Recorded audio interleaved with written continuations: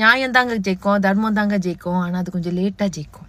இது எங்க தளபதி சொன்னது. உளுந்து ஒருத்தர் அழுந்தாட ஹாஸ்பிட்டல்ல, கண்டிஷன்ஸை ஃபாலோ பண்ணுங்கடா, கண்டிஷன்ஸை ஃபாலோ பண்ணுங்கடான்னு. அடுத்த வருஷம் எலெக்ஷன்ல உங்களோட கண்டிஷன்ஸ் எல்லாம் என்னன்னு அப்ப தெரியும்.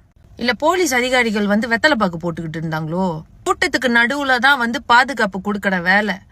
நீங்க எல்லாம் மெயின் ரோட்ல என்ன பண்ணிக்கிட்டு இருந்தீங்க? தளபதியோட ரசிகர் தான் வந்து அந்த கூட்டத்துல செருப்படுத்த அடிப்பாடா? கிட்டத்தட்ட ஒரு சதி மாதிரி தான் தெரியுது. So you guys have to wait and watch.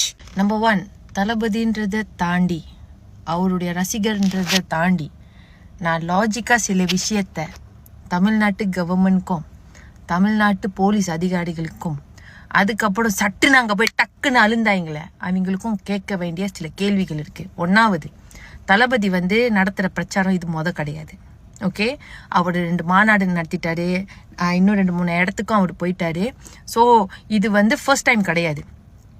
அங்க வந்த கூட்டம் தான் இங்கேயும் வந்திருக்கு. அங்க டபுள்னா இங்க ட்ரிபிள் கூட்டம் அதிகம் இருக்குதா. ஆனா எங்கேயுமே நடக்காத கொலையா தற்கொலையா இல்ல இழப்பா எனக்கு தெரியல, கரூர்ல மட்டும் இப்படி நடந்துச்சு.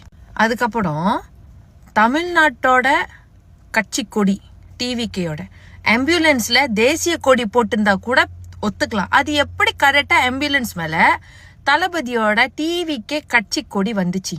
இல்ல போலீஸ் அதிகாரிகள் வந்து வெத்தலை பாக்கு போட்டுக்கிட்டு இருந்தாங்களோ? கூட்டத்துக்கு நடுவுல தான் வந்து பாதுகாப்பு கொடுக்கற வேலை. நீங்க எல்லாம் மெயின் ரோட்ல என்ன பண்ணிக்கிட்டு இருந்தீங்க? 500 போலீஸா? எத்தனை போலீஸோ கொடுத்தேன்னு சொன்னாங்களே, அங்க தலை தொப்பி கூட தெரியலையா? உண்மையாவே அத்தனை போலீஸ் அங்க இருந்த மாதிரியே தெரியலையே. நாங்க ஆன்லைன்ல லைஃப்ல நாங்க பாக்கடையா, மலேசியால இருக்கிற பல பேருக்கு இந்த கேள்வி இருக்கு. ஆணவ கொலை நடந்த போது, கவினோட கொலை நடக்கும் போது, அஜித்குமாரோட கொலை நடக்கும் போது, கள்ளக்குறிச்சியில நடந்த சம்பவம், எத்தனை பேர் கள்ளச்சாராயம் குடிச்சு அத்தனை பேர் உயிரிழந்தாங்க. அப்பெல்லாம் வராத கண்ணீர் அது எப்படி எங்க தளபதியோட இந்த கரூர்ல நடந்த இந்த இன்சிடென்ட்க்கு மட்டும் உளுந்து ஒருத்தர் அழுந்தாட ஹாஸ்பிட்டல்ல, கண்டிஷன்ஸை ஃபாலோ பண்ணுங்கடா, கண்டிஷன்ஸை ஃபாலோ பண்ணுங்கடான்னு. இப்ப மட்டும் உங்க கண்ணுக்கு வந்து தண்ணி டேங்க் வந்து சப்ளை பண்ணி விட்டாங்களா? இப்ப மட்டும் எப்படி அவ்வளவு அழுக வருது புரியலையே எனக்கு. கண்டிஷன்ஸை ஃபாலோ பண்ணுங்க சொன்னீங்கல்ல, அடுத்த வருஷம் எலெக்ஷன்ல உங்களோட கண்டிஷன்ஸ் எல்லாம் என்னன்னு அப்ப தெரியும். அங்க வந்தவங்க முக்காவாசி 100% எல்லாருமே வந்து தளபதியை பார்க்கணும். ரசிகர்கள், கட்சி தொண்டர்கள், தலைமை நிர்வாகிகள் அந்த மாதிரிதான் வந்துடுதாங்க. அது எப்படி தளபதியோட ரசிகரே இன்னொரு தளபதியை கத்தி எடுத்து குத்துவாங்களா? தளபதியோட ரசிகர் தான் வந்து அந்த கூட்டத்துல செருப்படுத்த அடிப்பாடா? தமிழ்நாட்டுல நடந்து இத்தனை இன்சிடென்ட், இத்தனை கொலை, தற்கொலை, கற்பழிப்பு, எவ்வளவு கேசஸ்ல ஆன் டைம்ல போகாத அதிகாரிகள் எப்படி காடியெல்லாம் வெள்ளனியாவே வார்ம் அப் பண்ணி வச்சிட்டீங்க போல இருக்கு. எப்படி அந்த ஹாஸ்பிட்டல்ல டக்குன்னு எப்படி போய் எல்லாரும் பாத்தீங்க? ஒருத்தர் என்னடா துபாயில இருந்து பறந்து வராரு, இன்னொரு என்னன்னா டக்குன்னு எல்லாம் எப்படி? அப்ப இது முன்னுக்கு நடந்த சம்பவத்துக்கெல்லாம் ஏன் இதே அளவுக்கு அக்கறை காமிக்கல? காமிச்சிட்டு தான் என்னோட தமிழ்நாடு ஒரு நல்ல செழிப்பான தமிழ்நாடா இருந்துருக்கும். தமிழ்நாட்டு மக்களுக்கு மட்டும் இல்ல, இங்க உள்ளவங்களுக்கு நிறைய பேருக்கு இது கிட்டத்தட்ட ஒரு சதி மாதிரி தான் தெரியுது. ஸ்கூல்ல வந்து சில அதிகாரிங்க பெரிய பதவியில் இருக்கீங்களா, உங்களுக்கு ஸ்கூல்ல வந்து சயின்டிபிக்கா சொல்லி கொடுக்கல போல இருக்கு. ஒரு பந்தை வந்து தண்ணிக்குள்ள எவ்வளவுக்கு நம்ம அழுத்துடமோ அவ்வளவுக்கு அது மேல வரும்.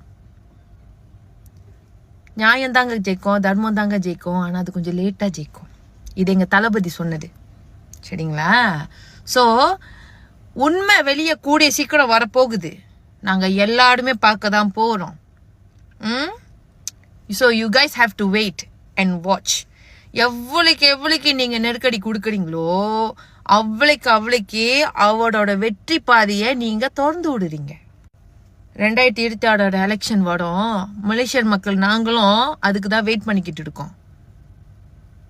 எதுக்கு எப்பப்போ பதிலடி கொடுக்கணுமோ எங்க தளபதி அதுக்கு அப்பப்போ பதிலடி கொடுப்பாரு, சட்டத்தை கையில எடுத்துக்காம. இது வரைக்கும் எங்க தளபதியும் சரி, டிவிக்கு கட்சியிலையும் உள்ளவங்களும் சரி, they are following the rules. நீங்க கொடுத்த இடம் நெருக்கடியான இடம்னு தெரிஞ்சும், சரிங்களா, அவங்க நினைச்சிருந்தா போராட்டம் பண்ணிருக்கலாம், அவங்க நினைச்சிருந்தா அடிச்சு புடுங்கி வாங்கி எடுக்கலாம் என்னோட இடத்த. அவங்க அதை பண்ண கிடையாது. தமிழக கவர்மெண்ட், தமிழ்நாடு கவர்மெண்ட் இதுக்கு நீங்க பதில் சொல்லி ஆகணும்.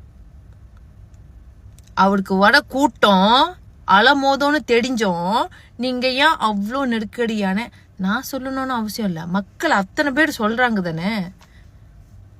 காது கொடுத்து கேட்டு பாருங்க. ஸோ டோன்ட் திங்க் தளபதியோட ரசிகர்களா இருந்தாலும் சரி, அடுத்த வருஷம் அவருக்கு ஓட்டு போடணும்னு முடிவு எடுத்துட்டாங்க அவங்களா இருந்தாலும் சரி, அவங்க மனசை மாற்ற முடியும்னு நினைக்காதீங்க. அந்த உளுந்து ஒருத்தர் அழுந்தாட, உங்களுக்காக நாங்க மலேசியா ஆளுங்க போராட போறோம் ஆஸ்கார் அவார்டுக்கு. கண்டிப்பா அடுத்த வருஷம் 2026 எங்க தளபதி சிஎம் பதவியில உட்கார்ந்த உடனே உங்களுக்கு ஆஸ்கார் அவார்டு எங்க கிடைக்கணுமோ அங்க கிடைக்கும். வெயிட்.